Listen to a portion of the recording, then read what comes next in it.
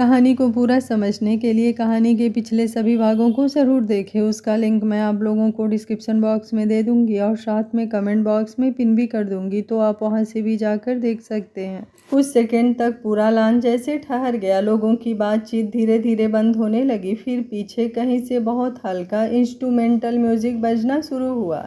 सबकी नज़रें अपने आप उस तरह उठ गई। सामने से 4-5 वेटर्स बहुत संभल कर कुछ लेकर आगे बढ़ रहे थे।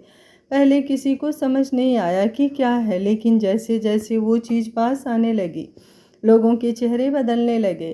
कैमरे उनकी तरफ घूम गए और फिर सामने जो आया उसे देखकर लगभग हर कोई कुछ पल के लिए चुप हो गया। वो एक बहुत बड़ा केक था, कई लेयर्स वाला, बेहद खूबसूरती से डिज़ाइन किया हुआ। लेकिन उसकी सबसे खास बात उसकी थीम थी। ऊपर फॉन्डेंट से एक लड़की बनाई हुई थी जिसने ब्लैक लॉयर कोट पहना हुआ था। हाथ में फाइल थी, चेहरे पर आत्मविश्वास था, जैसे अपनों सपनों की तरफ बढ़ रही हो। नीचे सुनहरे अक्षरों में लिखा था, फॉर द फ्यूचर एडवोकेट, और उसके ठीक नीचे हैप्पी बर्थडे अवनी। एक पल के लिए अवनी जैसे वहीं जम गई। उसकी सांस बीच में अटक गई। उसने पहले केक देखा, फिर धीरे से नैना जी की तरफ देखा, फिर मम्मी पापा की तरफ, और आखिर में उसकी नज़र जाकर आर्यवीर पर टिक गई। चेहरे पर खुशी नहीं थी, पहले सिर्फ हैरानी थी, जैसे उसका दिमाग समझ ही नहीं पा रहा था कि अभी क्या हुआ। तभी नैना जी मुस्कुराई और बहुत प्यार से बोली, आज मेरी बहू का जन्मदिन भी है। अवनी बिल्कुल स्थिर खड़ी रह गई। कुछ सेकंड तक उसके चेहरे पर कोई भाव नहीं आया। फिर धीरे धीरे उसे याद आया, आज सच में उसका जन्मदिन था, उसका अपना दिन। और उसे खुद याद नहीं था, हर साल जो लड़की अपने जन्मदिन का इंतज़ार करती थी, जो रात 12 बजे तक जागती थी, जो सुबह उठकर सबसे पहले यही देखती कि उसके लिए क्या प्लान हुआ है, वही लड़की आज अपने ही दिन को भूल गई थी। सुबह से लेकर अब तक इतना कुछ हुआ था कि उसे याद ही नहीं रहा। उसकी आंखों में हल्की नमी उतर आई, लेकिन अगले ही पल उसकी नज़र फिर उस केक पर गई। वकील वाला डिज़ाइन, कॉलेज के दोस्त, टीचर्स, इतनी डिटेल। और फिर उसकी नज़र वापस आर्यवीर पर गई और उसी पल उसके अंदर दूसरा ख्याल आया, एक मिनट, ये सब क्या इसने किया है? उसकी आंखें हल्की सिकुड़ गई, लेकिन अगले ही सेकंड उसने मन से खुद को रोका। नहीं, बिल्कुल नहीं, आर्यवीर सिंह खुराना ऐसा नहीं कर सकता। वो मुझे इम्प्रेस करना ही नहीं चाहता, तो फिर ये सब क्यों? उसकी नज़र फिर उस पर गई। वो थोड़ा दूर खड़ा था, हाथ जेब में डाले, बिल्कुल शांत, जैसे ये सब उसके लिए कोई बड़ी बात ही ना हो। और यही बात अवनी को और अजीब लगी। उसने मन में मन सोचा, नहीं, ये मेरे लिए ऐसा कुछ नहीं कर सकता। तो फिर क्या ये सब सिर्फ लोगों को दिखाने के लिए है कि देखो कितना अच्छा आदमी है, कितना परफेक्ट पति है, सबके सामने अच्छी इमेज और अंदर वही इंसान? नहीं, मैं इसकी असलियत अच्छे से जानती हूँ, इतना आसान नहीं है। अगर ये सब इसने किया भी है तो इसके पीछे कुछ और है, शायद कोई चाल, शायद कोई गेम, शायद मुझे कंफ्यूज करना चाहता है, शायद मुझे कमज़ोर करना चाहता है, या फिर उसके दिमाग में अचानक वही पुरानी बात घूम आई, थप्पड़। उसने उसे थप्पड़ मारा था, ज़रूर उसने ये सब उसी का बदला लेने के लिए किया है। जरूर आर्यवीर सिंह खुराना के दिमाग में कुछ चल रहा है। उसने धीरे से अपनी उंगलियां बांधी और मुट्ठी भींच ली। उसकी नज़र फिर आर्यवीर पर गई और जैसे उसे महसूस हो गया कि अवनी उसी के बारे में सोच रही है, उसने सीधे उसकी तरफ देखा। कुछ सेकंड तक दोनों की नज़रें मिली रही। फिर वो धीरे धीरे लोगों के बीच से चलता हुआ उसकी तरफ आने लगा। अवनी तुरंत सीधी होकर खड़ी हो गई, लेकिन अगले ही पल वो उसके बिल्कुल पास आकर रुक गया और सबके सामने बहुत सामान्य तरीके से उसकी कमर में हाथ डालकर उसे थोड़ा और अपनी तरफ खींच लिया। अवनी तुरंत उसकी तरफ मुड़ी। उसकी आंखों में सवाल और चिढ़ दोनों थे। आर्यवीर थोड़ा झुककर उसके करीब आया और बहुत धीमी आवाज़ में बोला, बीबी। अवनी उसे घूरती रही। वो उसकी आंखों में देखकर बोला, मुझे देखने के बहुत सारे मौके मिलेंगे बीबी। फिर हल्की मुस्कान के साथ बोला, और मुझसे लड़ने के लिए भी। उसने थोड़ा सा और झुककर कहा, आई होप मैं तुम्हें डिसअपॉइंट बिल्कुल नहीं करूँगा। अवनी ने कुछ नहीं कहा। उसकी नज़रें बस उसके चेहरे को पढ़ने की कोशिश कर रही थी, लेकिन उसे कुछ समझ ही नहीं आया। आर्यवीर ने केक की तरफ देखा और बोला, लेकिन पहले केक तो कट करो। फिर उसकी तरफ देखकर मुस्कुराया। आखिर आर्यवीर सिंह खुराना की बीवी हो, उसने धीरे से कहा।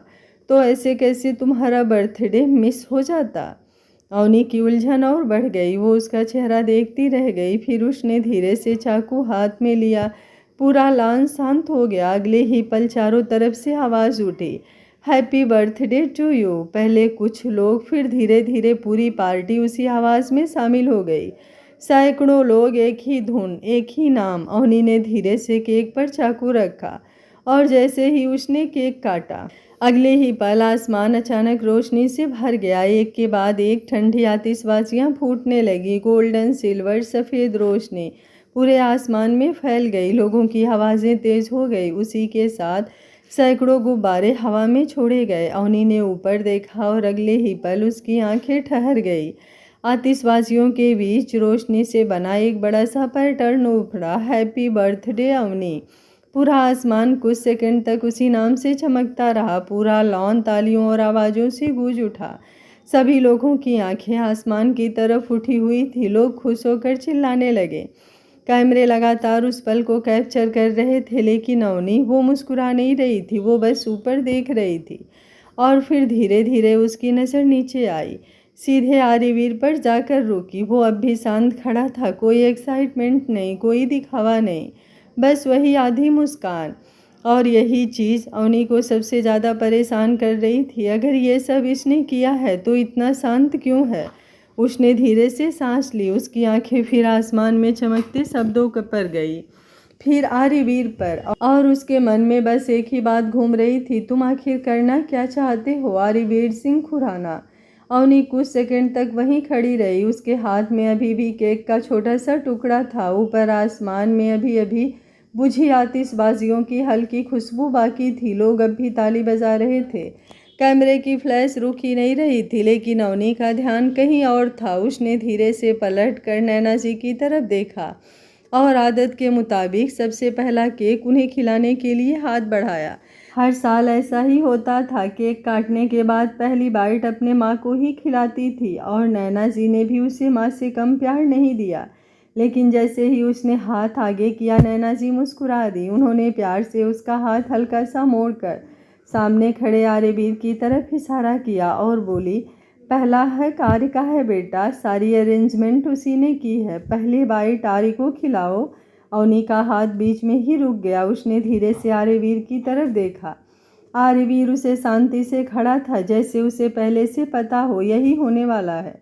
अवनी कुछ सेकंड तक उसे देखती रही। चारों तरफ इतने लोग, इतने कैमरे, और सबकी नज़रें अब उन्हीं दोनों पर थी। उसने धीरे धीरे हाथ आगे बढ़ाया। केक उसके हाथ में था, लेकिन उसकी उंगलियां पूरी तरह सहज नहीं थी।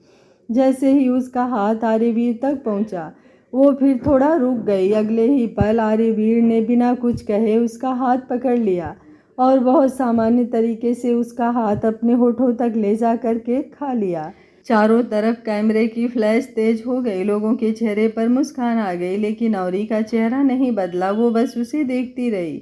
आर्यवीर ने उसकी तरफ कुछ सेकंड देखा, फिर उसने दूसरा छोटा टुकड़ा उठाया और उसकी तरफ बढ़ाया। उसने बहुत सामान्य आवाज़ में कहा, happy birthday my beautiful wife, बहुत खूबसूरत लग रही हो तुम।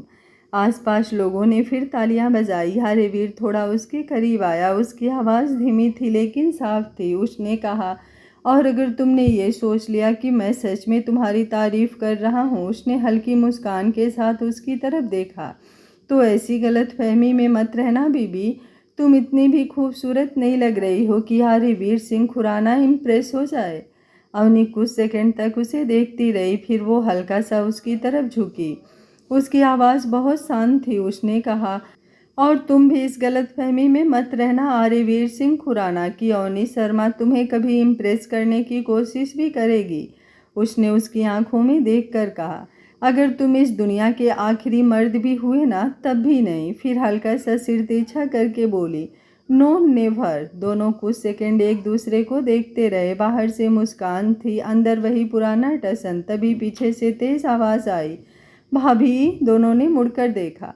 राजवीर स्टेज पर चढ़ रहा था। उसके हाथ में एक बड़ा सा खूबसूरत बुके था और दूसरे हाथ में गिफ्ट बॉक्स। आते ही उसने बीच में खड़े होकर कहा, आप लोग भाई भाभी लड़ना बाद में कर लेना, पहले मेरा बर्थडे विश तो ले लो। आसपास लोग हंस पड़े। वो सीधे अवनी के पास आया और मुस्कुराकर बोला, हैप्पी बर्थडे माय ब्यूटीफुल भाभी, आज आप बहुत सुंदर लग रही हो। अवनी पहली बार थोड़ा खुलकर मुस्कुरा दी, लेकिन उसी वक्त बगल से आर्यवीर की आवाज़ आई। उसने बिल्कुल सीधे लहजे में कहा, कुछ ज़्यादा नहीं हो गई तारीफ। राजवीर तुरंत उसकी तरफ पलटा और हंस पड़ा। उसने कहा, भाई आप अपने छोटे भाई से भी जलते हो क्या? इतना बोलकर उसने मजाक में आर्यवीर का गाल खींच दिया और बोला, टेंशन मत लो भाभी, आपकी ही हैं। पूरा स्टेज हंस पड़ा। राजवीर ने अवनी को केक खिलाया और फिर नीचे चला गया। अवनी उसे जाते हुए देखती रही और उसके चेहरे पर बहुत हल्की लेकिन मुस्कान आ गई। उधर आर्यवीर ने वो स्माइल देखी और बहुत धीमे खुद से बोला, जलन माय फुट। तभी सामने से नैना जी वापस स्टेज पर आई। इस बार उनके साथ दिग्विजय जी भी थे। माहौल अपने आप थोड़ा शांत हो गया। दिग्विजय जी धीरे धीरे चलते हुए अवनी के सामने आए। उनके हाथ में लाल मखमली डिब्बा था। उन्होंने डिब्बा खोला। अंदर एक बहुत खूबसूरत पुश्तैनी हार रखा था, पुरानी डिजाइन लेकिन शाही। उन्होंने हाथ उठाया। उन्होंने बहुत संभल कर हार अवनी के हाथों पर रख दिया और बोले, ये हमारे परिवार की अमानत है, ये तुम्हारे दादी का है, इसे जिम्मेदारी समझकर रखना, बोझ समझकर नहीं। हमेशा तुम्हारे दादी का आशीर्वाद तुम्हारे साथ रहेगा। अवनी तुरंत घबरा गई। उसने दोनों हाथों से हार पकड़ लिया और धीरे से बोली, दादाजी मुझे इतनी बड़ी जिम्मेदारी मत दीजिए, मैं अभी इन सभी को संभालने के काबिल नहीं हूँ। दिग्विजय जी मुस्कुराए। उन्होंने उसके सिर पर हाथ रखा और बोले, जिम्मेदारियां कभी तैयार लोगों को नहीं मिलती बेटा, जिम्मेदारियां इंसान को तैयार कर देती हैं। हमें तुम पर भरोसा है। अवनी कुछ बोल नहीं पाई। तभी नैना जी आगे आईं। उनके हाथ में पुश्तैनी कंगन थे। उन्होंने प्यार से अवनी का हाथ पकड़ा और खुद उसके हाथों में कंगन पहना दिए। फिर उसके चेहरे को देखकर बोली, बहू बनने में समय लगता है लेकिन अपना बनने में नहीं। आराम से सीखना। शादी बहुत जल्दी में हुई लेकिन तुम्हें सबको अपनाने में कोई जल्दबाजी नहीं है। अवनी की आंखें कुछ पल के लिए झुक गई। फिर उसने धीरे से चारों तरफ देखा और पूछा, मॉम डैड कहाँ हैं? मैं जानती हूँ वो मुझे पसंद नहीं करते हैं, लेकिन पार्टी में उनकी गैर मौजूदगी। उसके इतना कहते ही कुछ सेकंड के लिए आर्यवीर का चेहरा सख्त हुआ, लेकिन उसने कुछ कहा नहीं। नैना जी तुरंत उसके सिर पर हाथ रखकर बहुत प्यार से बोली, आज तुम्हारा दिन है बेटा, तुम इसे अच्छे से जी लो, बाकी बातों की चिंता मत करो। अवनी ने उनकी तरफ देखा लेकिन कुछ नहीं बोली। तभी पीछे से अचानक शोर उठा। अवनी, रिया और उसके बाकी दोस्त स्टेज पर चढ़ आए। किसी के हाथ में गिफ्ट था, कोई केक लेकर आया, कोई उसे गले लगाने लगा। स्टेज पर शोर, हंसी, फ्लैश और लोगों की आवाज़ें लगातार गूंज रही थी, लेकिन इन सब के बीच अवनी की नज़र जैसे किसी को ढूंढ रही थी। तभी भीड़ हल्की सी हटती है और सामने से गायत्री जी और शेखर जी धीरे धीरे उसकी तरफ आते दिखाई देते हैं।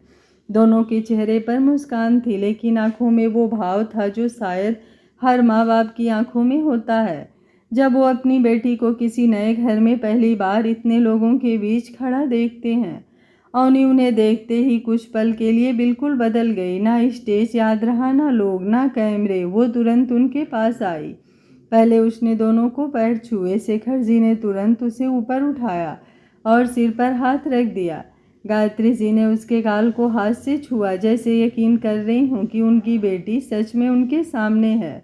उन्होंने अपने हाथ से केक का छोटा सा टुकड़ा उठाकर पहले अवनी को खिलाया, फिर आर्यवीर की तरफ बढ़ाया। आर्यवीर ने बिना कुछ बोले केक खा लिया और हल्का सा सिर झुकाया। गायत्री जी की आंखें भरने लगी। उन्होंने अवनी को अपने गले से लगा लिया। कुछ सेकंड तक कुछ नहीं बोली, फिर बहुत धीरे से उसके सिर पर हाथ फेरते हुए बोली, बेटा मैं बहुत खुश हूँ। उनकी आवाज़ हल्की कांप रही थी। मैंने कभी सोचा भी नहीं था मेरी बेटी को इतना अच्छा ससुराल मिलेगा, इतने अच्छे लोग मिलेंगे। और उन्होंने हल्की मुस्कान के साथ आर्यवीर की तरफ देखकर कहा, इतना अच्छा पति मिलेगा जो उसे पलकों पर बैठा कर रखेगा। इतना कहते कहते उनकी आंखों में नमी उतर आई। अवनी कुछ सेकंड तक वैसे ही उनसे गले लगी रही, फिर धीरे से अलग हुई। गायत्री जी ने उसके चेहरे को दोनों हाथों में लिया और ध्यान से उसे की आंखों में आई हुई नमी को देखते हुए पूछा, क्या हुआ बेटा, मैंने कुछ गलत कहा? अवनी तुरंत संभली। उसने जल्दी से आंखों के कोने छुए और हल्की मुस्कान लाकर बोली, नहीं माँ, ये तो खुशी के आंसू हैं। उसने सिर झुका लिया ताकि कोई उसकी आंखें पढ़ ना सके, लेकिन अंदर कुछ और चल रहा था। उसने मन ही मन सोचा, चाहे मेरे साथ सही हो या गलत, लेकिन मैं आप दोनों को तकलीफ नहीं दे सकती, कभी नहीं। अगर मैं आर्यवीर खुराना को झेल रही हूँ तो सिर्फ आप दोनों की वजह से, वरना ऐसा नहीं हो सकता कि मैं उसे जवाब ना दे पाऊँ। और अभी तो मुझे उससे हिसाब पूछना है। आखिर ये सब करके साबित क्या करना चाहता है वो? उसकी नज़र अनजाने में सामने चली गई। वहाँ थोड़ी दूर पर आर्यवीर कुछ लोगों के बीच खड़ा था। उसके आसपास 4 लोग थे, हंसते हुए बातें कर रहे थे जैसे पुराने दोस्त हों। उनमें रमन था, प्रियांशु था, आदित्य था और 2 लड़कियां थीं, नमिता और सलोनी। ये सब उसके कॉलेज फ्रेंड थे। अवनी की नज़र सलोनी पर जाकर रुक गई। उसके बारे में वो जानती तो नहीं थी, लेकिन बाकी सबके चेहरे पर सामान्य मुस्कान थी, लेकिन सलोनी की आंखों में कुछ और था। वो बाहर से मुस्कुरा रही थी, लेकिन उसकी नज़रें बार बार आर्यवीर पर जा रही थी। अवनी ने अपना सर झटक कर अपनी नज़रें दूसरी तरफ कर ली। आर्यवीर की नज़रें चाहे किसी पर जमे, चाहे किसी और की नज़रें आर्यवीर पर जमे, उससे इस बात से कोई भी मतलब नहीं था। उधर रमन ने आर्यवीर को गले लगाकर कहा, भाई शादी कर ली और हमें बताया तक नहीं। प्रियांशु हंसते हुए बोला, अच्छा नहीं बताया, वो बात तो सही है, चल छोड़, अब भाभी से मिलवा तो दे। आदित्य ने मुस्कुराकर कहा, इतना सस्पेंस बना कर रखा है, अब तो मिलवा ही दे। आर्यवीर ने सबको देखा और फिर हल्की मुस्कान आई। उसने बहुत आराम से कहा, क्यों नहीं मिलवाऊंगा, इसीलिए तो बुलाया है तुम सबको। अगले ही पल वो सबको लेकर स्टेज पर आ गया। अवनी कुछ समझती उससे पहले ही वो उसके पास आकर खड़ा हो गया और बिना पूछे बहुत सहज तरीके से उसे अपनी तरफ खींच लिया। उसकी बाह फिर उसकी कमर तक पहुंच गई। अवनी ने हल्की नज़र उठाकर उसे देखा और मन ही मन बोली, तुम्हें मैं कोई गुड़िया लग रही हूँ? जब मन किया अपनी तरफ खींच लिया, जब मन किया छोड़ दिया। इतने सारे लोगों के बीच में तुम्हारी इज्जत नहीं उछालना चाहती हूँ आर्यवीर सिंह खुराना, इसलिए तुम्हारा दिमाग बहुत उड़ रहा है ना। कमरे में चलो, फिर मैं बताती हूँ तुम्हें। आर्यवीर ने सामने खड़े सब लोगों की तरफ देखकर कहा, meet my lovely wife Avni. Avni Aryaveer Singh Khurana. उसके बोलने का तरीका ऐसा था जैसे कोई घोषणा नहीं बल्कि दावा हो। आदित्य आगे बढ़ा और हाथ मिलाने के लिए हाथ बढ़ाया, लेकिन अवनी ने बहुत विनम्रता से दोनों हाथ जोड़कर नमस्ते कर लिया। आदित्य तुरंत मुस्कुरा दिया और उसने भी नमस्ते कर लिया, लेकिन बगल में खड़ी सलोनी के चेहरे पर बहुत हल्की, मुश्किल से दिखने वाली मुस्कान आई। वो थोड़ा आदित्य की तरफ झुकी और धीमे से बोली, इसी बहन जी टाइप लड़की के लिए इसने मेरा रिश्ता ठुकराया था। उसने अवनी को ऊपर से नीचे तक देखा। इतनी भी कोई खास बात तो नहीं है इसमें। आदित्य ने तुरंत उसकी तरफ देखा और धीमी आवाज़ में बोला, छोड़ना ये सब, आर्यवीर हमारा दोस्त है और उसकी पत्नी मतलब हमारी भी दोस्त। ऐसी बातें अच्छी नहीं लगती। लेकिन सलोनी की नज़रें अब भी आर्यवीर पर थी। उसने धीमे से कहा, आर्य मेरा था, मेरा है और हमेशा मेरा ही रहेगा। आदित्य ने लंबी सांस ली और बात बदल दी।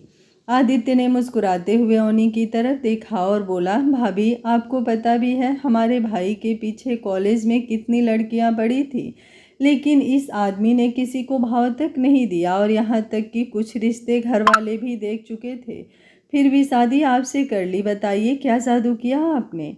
इतना बोलते ही आसपास खड़े सब लोग हंसने लगे और एक साथ नजरें अवनी की तरफ घूम गई। अवनी कुछ सेकंड चुप रही। उसने जवाब देने से पहले धीरे से अपनी नज़र उठाई और सामने खड़े आर्यवीर को देखा, लेकिन इस बार आर्यवीर पहले जैसा शांत नहीं था। उसके चेहरे पर बहुत हल्की शरारती मुस्कान थी। वो उसे देख रहा था जैसे बिना कुछ बोले कह रहा हो, हाँ बीबी, जब जवाब दो, बताओ क्या जादू किया तुमने? उसकी आंखों में वही चैलेंज था, वही आधा मजाक आधा इंतजार।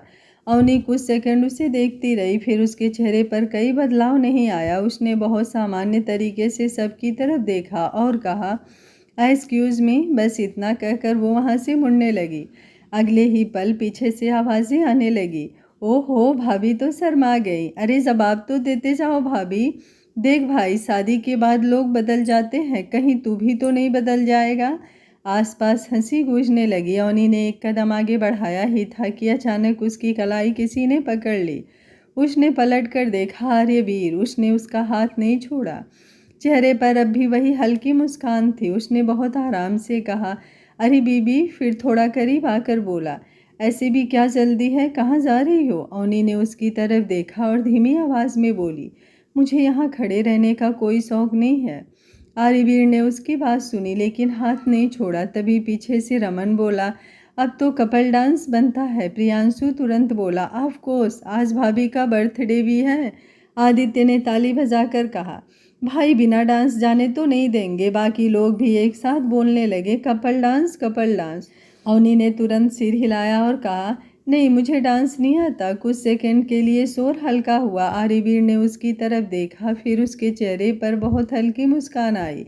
उसने बिल्कुल आराम से कहा, बड़ा अच्छा बहाना है। फिर थोड़ा झुककर सिर्फ उसके सुनने लायक आवाज़ में बोला, बीबी। उसने उसकी आंखों में देखकर कहा, तुम्हें डांस करने की ज़रूरत नहीं है। अवनी ने भौहें सिकोड़ ली। आर्यवीर थोड़ा और करीब आया और बोला, तुम्हें बस स्टेज पर खड़े रहना है।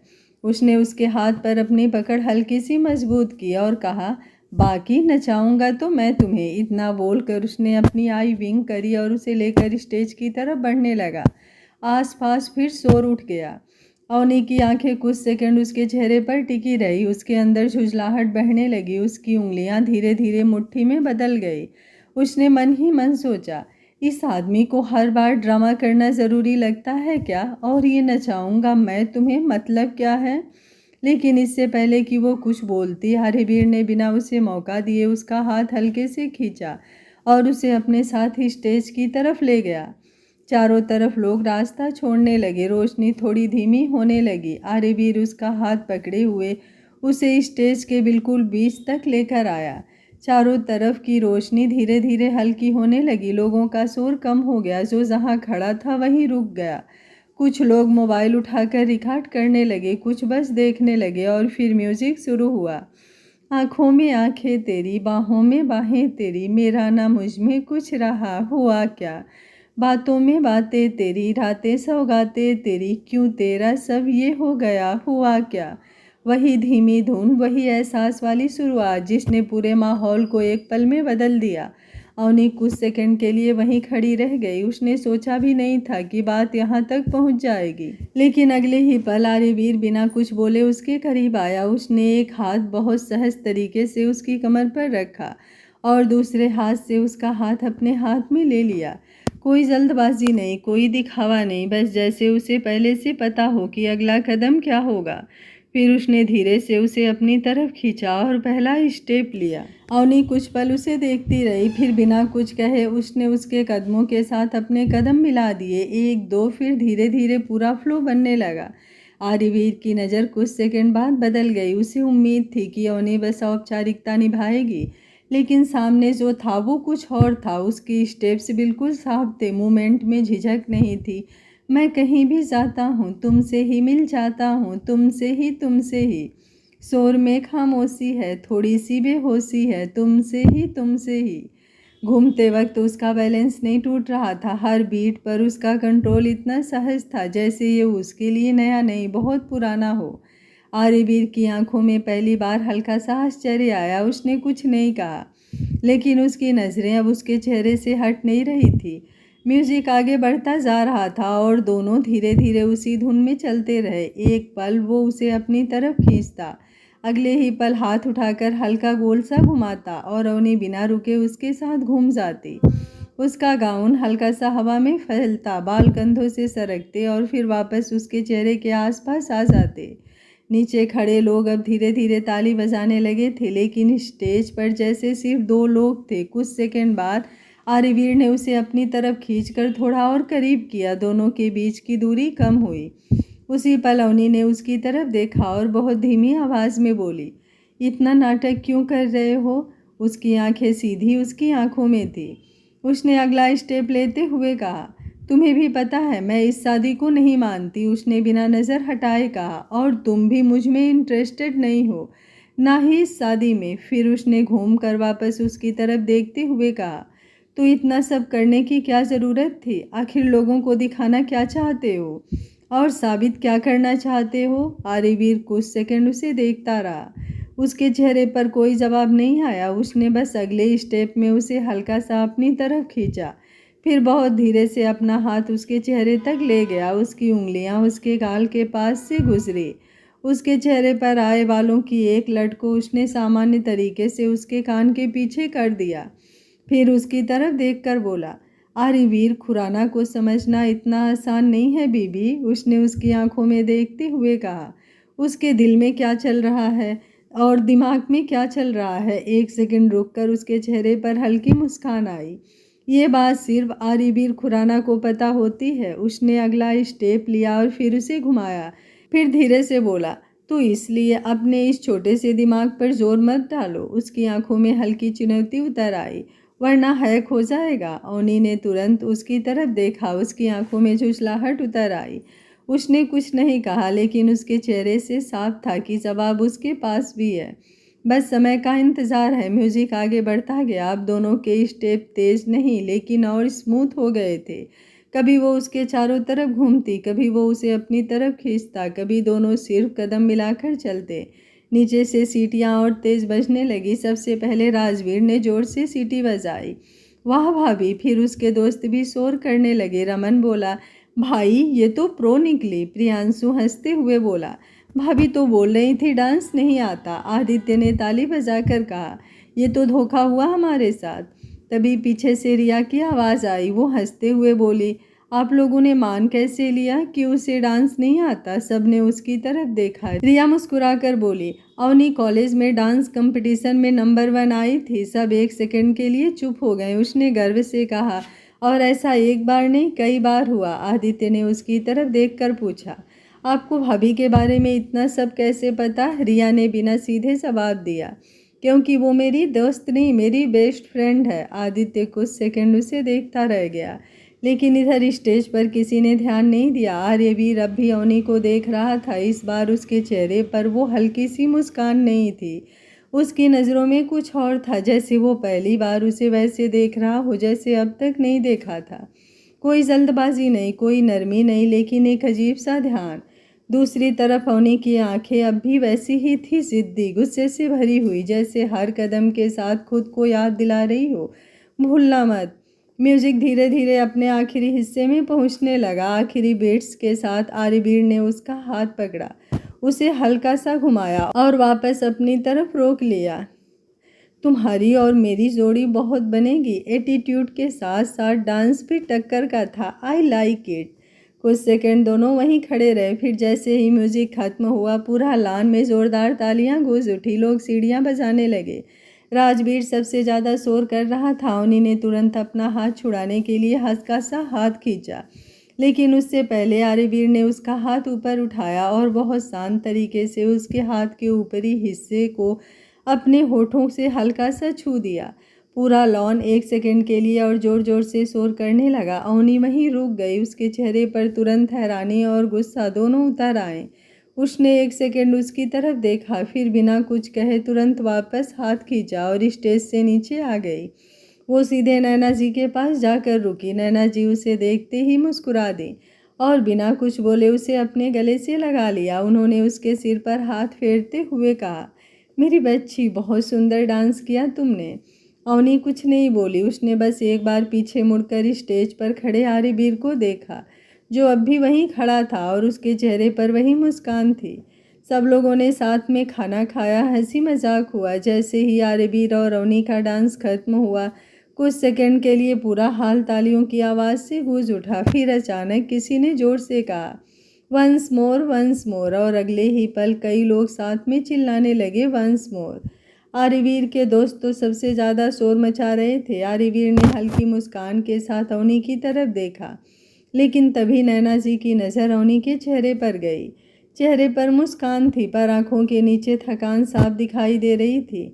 नैना जी तुरंत आगे आई और हंसते हुए बोली, बस बस, आज के लिए इतना काफ़ी है। तुम लोग डांस करो, अवनी थोड़ी थकी हुई लग रही है। फिर उन्होंने प्यार से अवनी के कंधे पर हाथ रखा और उसे अपने करीब करते हुए बोली, मैं तुम्हें अपने दोस्तों से मिलवाती हूँ। आर्यवीर ने कुछ नहीं कहा, बस हल्का सिर हिला दिया। उसके बाद वो अपने दोस्तों के बीच चला गया। वहाँ सब ने उसे घेर लिया। हंसी मजाक शुरू हो गया और इसी बीच किसी ने उसके हाथ में ड्रिंक पकड़ा दी। पहले उसने मना किया लेकिन दोस्तों के कहने पर थोड़ा बहुत ले लिया। कुछ देर बाद म्यूजिक फिर तेज हो गया और सब लोग स्टेज पर पहुंच गए। सलोनी आर्यवीर के सामने हाथ बढ़ाते हुए बोली, डांस प्लीज। आर्यवीर सलोनी के साथ, आदित्य रिया के साथ, रमन नमिता के साथ और प्रियांशु भी अवनी के एक दोस्त के साथ डांस करने लगे। लेकिन अजीब बात यह थी कि पूरे डांस के दौरान आर्यवीर की नज़रें बार बार अवनी पर चली जाती। ड्रिंक का हल्का असर अब उसके चेहरे पर दिखने लगा था और उसका फ़ायदा उठाकर सलोनी डांस में थोड़ा और करीब उसके आने की कोशिश की। उसी समय आर्यवीर की नज़र फिर अवनी पर चली गई। कुछ सेकंड के लिए अवनी की नज़र भी उसकी तरफ उठी। दोनों की आंखें मिली, लेकिन अगले ही पल अवनी ने बिना कोई भाव दिखाए अपनी नज़रें दूसरी तरफ फेर ली, जैसे उसे कोई फ़र्क ही नहीं पड़ता कि आर्यवीर किसके साथ डांस कर रहा है। बस वही एक पल था। आर्यवीर के चेहरे की हल्की मुस्कान धीरे धीरे गायब हो गई। उसकी आंखों में अजीब सा गुस्सा उतर आया। उसने नज़रें हटाई और अगले ही पल सलोनी के साथ पहले से ज़्यादा एनर्जी और इंटेंसिटी के साथ डांस करने लगा। लेकिन उसके चेहरे पर खुशी नहीं थी, जैसे वो किसी और को कुछ दिखाने की कोशिश कर रहा हो। धीरे धीरे पार्टी खत्म होने लगी। मेहमान एक एक करके जाने लगे। अवनी भी अपने कमरे में आ गई। कमरे में आते ही उसने एक बार फिर नैना जी से पूछा, मॉम पापा ठीक है ना? नैना जी ने हल्की मुस्कान के साथ उसके सिर पर हाथ फेरते हुए कहा, अपने पापा को जानने लगी हो ना बेटा, तुम रूम में जाओ, उनको मैं संभाल लूँगी।